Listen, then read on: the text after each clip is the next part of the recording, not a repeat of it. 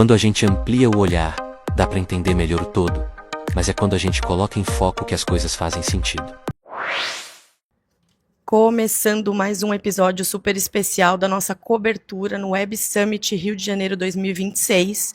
Esse é um episódio do Macro em Foco Podcast em collab com a PowerBiz. E por isso eu estou recebendo aqui como minha co-host a Aline Santiago. Muito bem-vinda, Aline.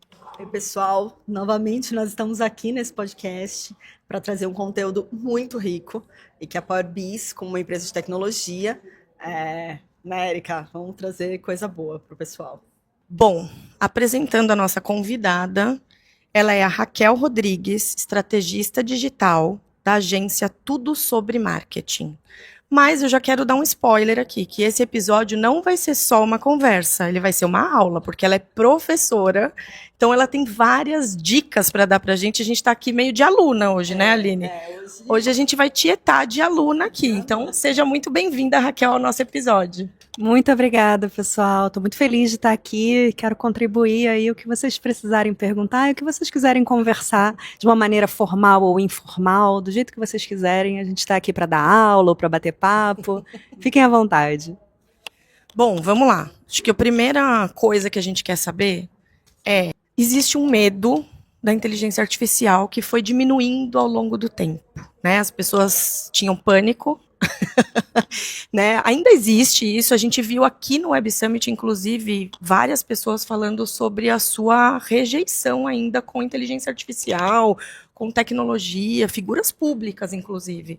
O que para a gente, que já está um pouco mais familiarizado, assusta, né? Porque a gente entende a necessidade desse ambiente tecnológico e de IA. Então, trazendo para o seu nicho aqui do marketing, passado esse medo, para onde estamos indo? Tecnologia não retrocede, né? A gente estava conversando sobre isso. Então, toda vez que surge uma nova tecnologia, o ser humano é assim mesmo. Toda vez que surge uma coisa nova, a primeira reação dele é morrer de medo, é rejeitar, é achar que o mundo vai acabar, é que aquilo ali vai tomar o emprego, como se falava muito no passado, né? No passado, nem tanto passado assim, é que o tempo está passando tão rápido que a gente já está falando passado. Mas depois que passa esse primeiro frisson, né, de tipo, oh meu Deus, o que vai acontecer, a gente precisa ser, primeiro, responsável e ético com a inteligência artificial, e entender os limites e legislar. Eu acho que tem que ter sim uma legislação sobre isso, porque tudo na vida tem limites, então a inteligência artificial também precisa de uma legislação, né? Para não invadir o espaço dos outros, né, das outras pessoas, e todo mundo conviver harmonicamente.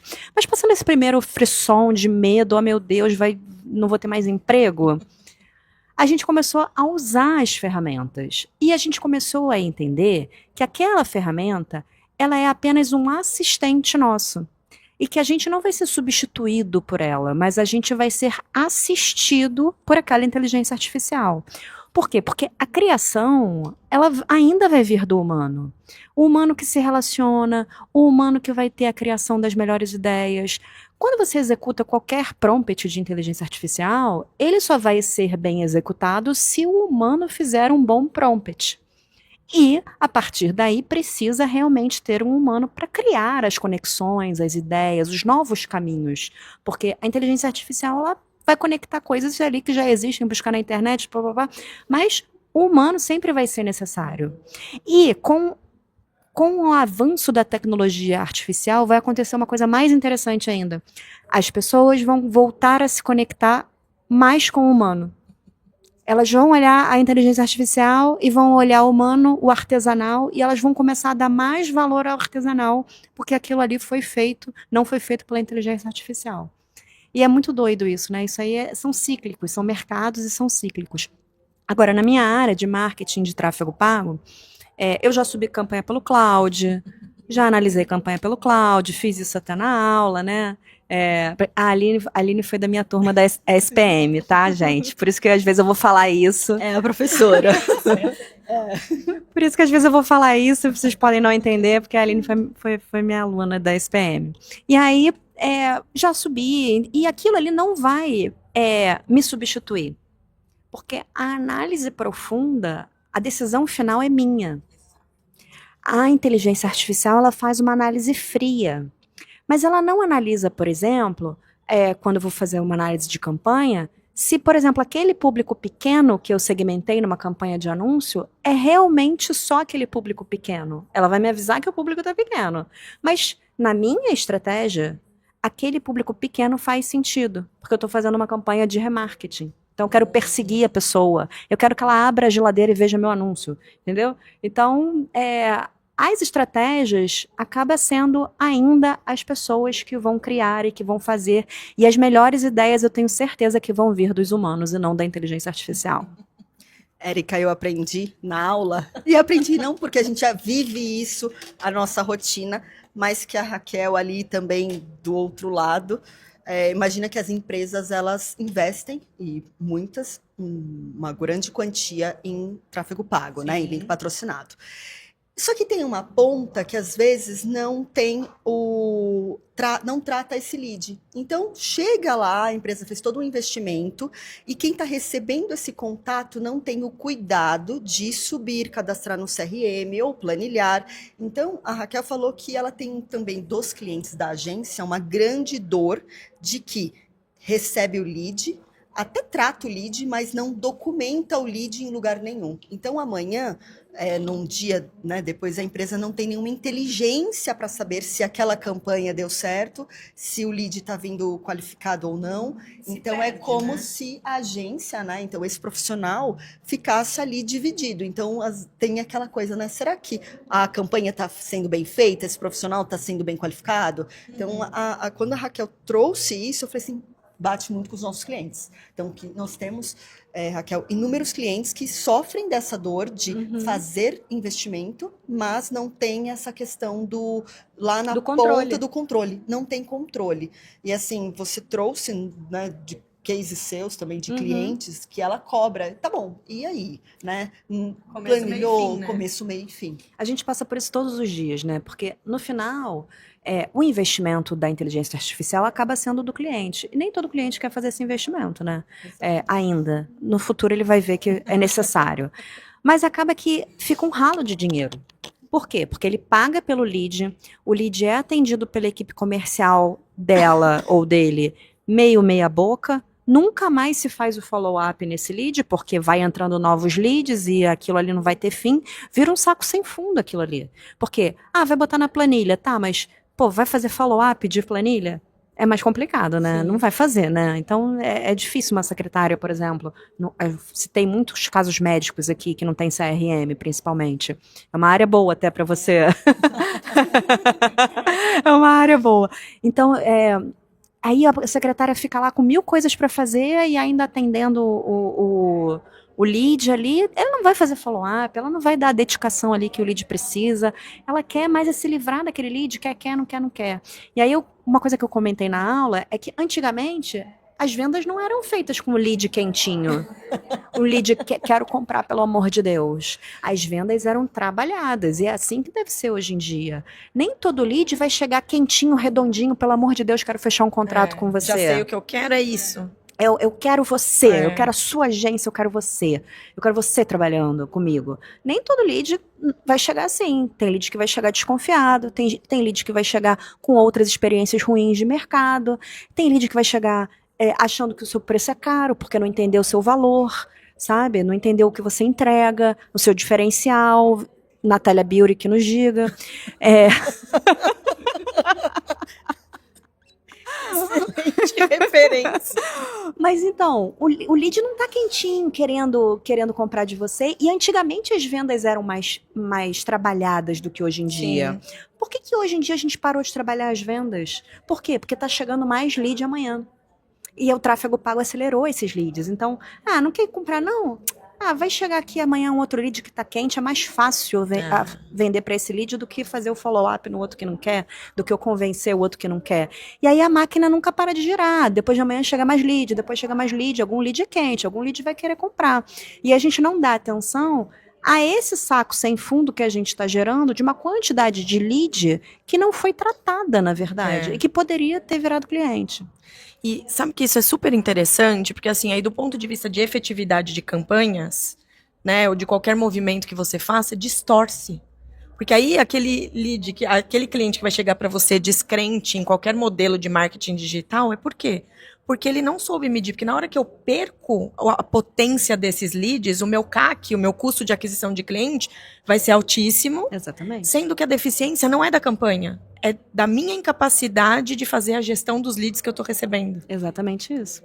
Né? Exatamente Então, isso. assim, isso distorce de uma maneira muito brutal algo que poderia ser muito efetivo. Essa coisa do amanhã vai chegar mais lead, mas os que eu perdi aqui me causam um custo enorme. Uhum. Que eu não tô medindo e não tô fazendo nada com isso. E tá achando que o tráfego tá trazendo lead desqualificado, mas na Exato, verdade ele não foi exato. tratado. Eu não trabalhei esse lead, né? Antigamente andava, né? Antigamente tinha que bater na porta, né? Vender ali, era o porta a porta. A gente tinha que gastar sola de sapato. Lembra daquela coisa? E quantas Você tem que vezes gastar sola de visitava? sapato. Fechava na primeira visita? Não. Não. Você Não. visitava 2, 3, 4 vezes. É Então, verdade. na internet é a mesma coisa. Você vai ter que visitar aquele cliente 2, 3, 4 vezes para ele fechar. É. Outra coisa, Érica, que assim, tudo dividindo o que eu aprendi, que eu gosto de dividir o que Vocês eu viram que ela gostou da aula, né? Gente, eu gostei da aula e eu gosto de dividir o que eu aprendo. Eu sou assim, eu sou muito assim, se eu gosto de alguma coisa, eu sempre, ou algum conteúdo que eu falo assim, eu gosto de compartilhar, então sempre foi muito assim. E quando a Raquel, ela trouxe de uma forma muito simples essa questão de, como se fosse a ideia do panfletar, então quando assim, das impressões, lá você vai fazer uma campanha lá de meta, e tem lá a questão das impressões, né? E ela falou assim, gente, a impressão é como se fosse a panfletagem. Aí eu fiquei pensando, é verdade, faz muito sentido, né? Então a Ela adorou panfletagem é mais fácil. Então, assim, às vezes as coisas que são muito simples, muito sutis, faz uma diferença. Então, por que esse custo é menor? Porque você só está panfletando. Que tipo de conteúdo você tem que entregar neste momento, né? Se eu chego numa hora que eu quero já sair vendendo, você vai me seguir? Não. Você vai querer já comprar de mim, de cara? Não. E é o que ela tá falando brilhantemente. Você tem que trabalhar a venda. Ele não vai chegar prontinho, tá diminuindo esse momento de chegar prontinho. Faz conta, dá uma aula aí, né? A gente trabalha muito também, o que ela tá falando, topo, meio e o fundo de funil, que a gente fala desde 1900 e bolinha no marketing, né? Não é uma coisa de agora, já é uma coisa de já há muito tempo.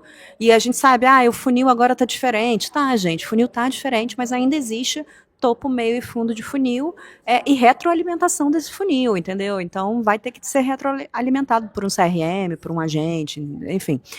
E o funil tá diferente, mas ainda existe topo, meio e fundo de funil. Então, por exemplo, acabei de conhecer você. Você já vai me vender alguma coisa? Não. Você já vai me vender tua Que chata, né? tua firma de advocacia? Eu vou te vender minha agência? Ó, faz anúncio aí comigo, minha agência é boa. Não existe isso, gente. Conexão, né? Não tem nexo nenhum. Então, isso é um fundo de funil, né? A venda direta. O topo de funil é o teu network. Eu falo, oi, tudo bem? Eu vou te ensinar a fazer isso, vou te ensinar a fazer aquilo. Faz uma gracinha, faz a pessoa É o valor rir. que você acabou de falar, né? Você vai gerar a percepção de que você pode agregar um valor para ela. Exatamente. Né? É uma venda indireta, porque você está mostrando qual o valor que você tem. Na internet, as melhores vendas são indiretas. Olha, fica a dica. Por quê? Primeiro que você consegue gerar prova social e fazer uma venda indireta. Então, quando eu estou dando consultoria de marketing, eu dou consultoria 1-a-1 online, né? Isso aqui é uma venda indireta. Entendeu? Você comenta do teu serviço. Fiz isso sem querer, mas valeu. Mas vale a estratégia. Pegou, né? Aí eu tô dando consultoria para alguém de marketing.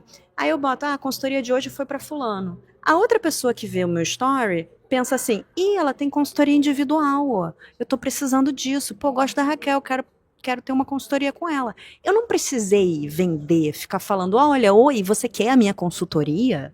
Não precisei fazer isso. Eu mostrei uma prova social que tem uma pessoa fazendo comigo e a outra que está interessada, ela vai e te procura. E a probabilidade dela fechar é muito maior. Por quê? Porque eu não quis vender para ela. Se eu quisesse vender para essa pessoa, essa mesminha pessoa, se eu quisesse falar, você não quer uma consultoria minha, não? Ela ia falar que não, porque as pessoas não gostam da outra vendendo para ela. Tem que ser indireto, tem que fluir, tem que ser normal, entendeu? Tem que vir fluido, que eu falo, a venda na internet. Eu quero pedir dica, pode? Pode, claro. Eu queria pedir assim, fala pra gente algumas dicas que são os principais erros básicos que as pessoas cometem nessa parte da exposição digital e da venda. Tá, ó, vamos separar em duas categorias, em marketing orgânico e no marketing pago, né? No marketing orgânico, o principal erro é não saber quem é seu cliente exatamente, querer vender para todo mundo e acaba não vendendo para ninguém, ser morno no seu conteúdo, que todo mundo fala, tanto faz, nem gosto dessa pessoa. Quando você faz conteúdo, quando você é conteudista, como eu sou, você tem que ter um posicionamento ali um pouco mais forte, sabe? Por quê? Para a pessoa se conectar ou se desconectar de você. Porque quem quer vender para todo mundo não vende para ninguém, mas você vai vender para aquele teu público ali que você setou o teu posicionamento. Você está falando para aquele público.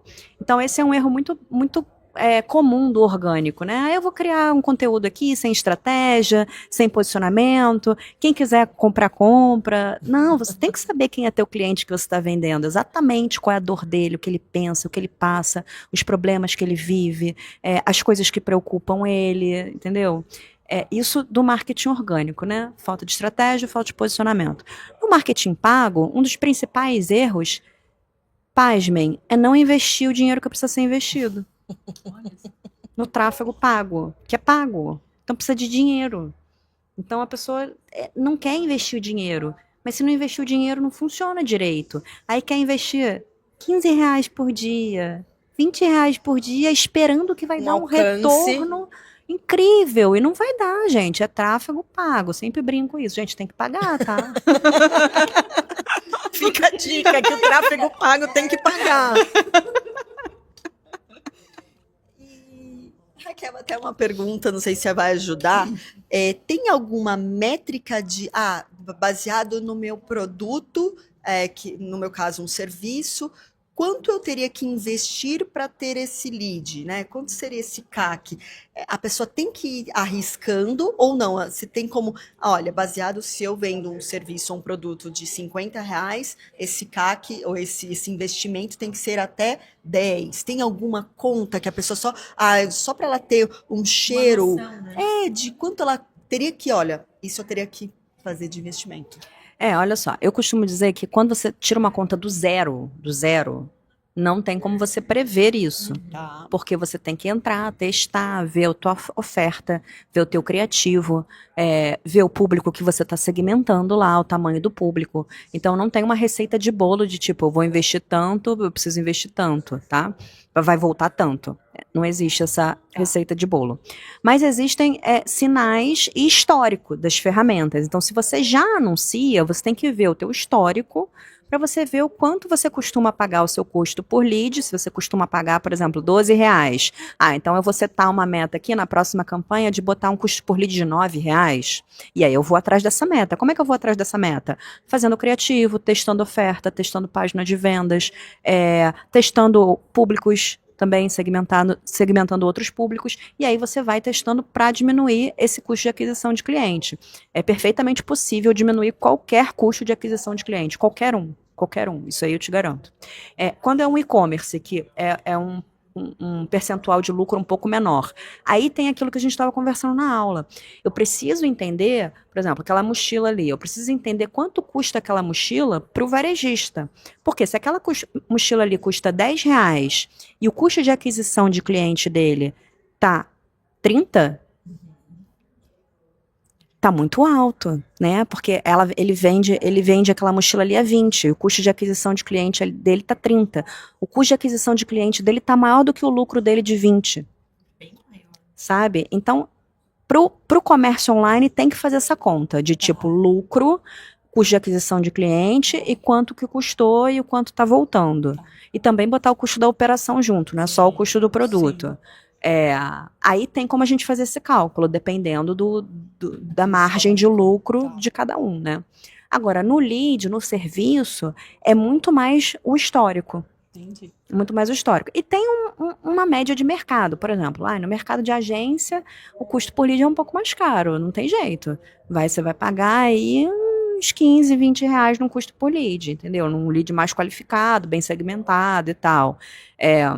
Se você abre muito público, o lead vai vir mais barato, mas vai vir mais desqualificado. Então, assim, cara, sabe o que é muito louco do tráfego? É que tudo depende. Tudo depende do que você segmenta, depende do que você roda de criativo, depende da oferta que você está fazendo. E as pessoas sempre procuram fórmulas prontas e receitas de bolo para dar certo. E no tráfego isso não existe, porque tudo realmente depende. Depende da tua oferta, depende do criativo que você está rodando naquele momento, do público, depende como você segmentou a campanha. São muitas variáveis que não tem essa fórmula que as pessoas realmente ficam buscando, uma fórmula milagrosa que... Seria ótimo. Mas infelizmente não tem. Por isso que é tão difícil. Eu sempre brinco assim, ó. Se tráfego pago fosse 2 mais 2 são 4, tava todo mundo rico. É verdade. Porque era só seguir aquilo ali que tava todo mundo ganhando dinheiro. Mas não é. Raquel, até pra gente encerrar, e até agradecendo super, né? Você foi fisgada ali, literalmente, né? A gente estava meio na aula, assim, então foi muito obrigada por você receber, vir aqui, aceitar o nosso convite, né, Érica? Dar um pouquinho, né, várias dicas, um pouquinho de aula, né, para essa turma toda que está nos assistindo. Então foi um prazer recebê-la. Érica, quer...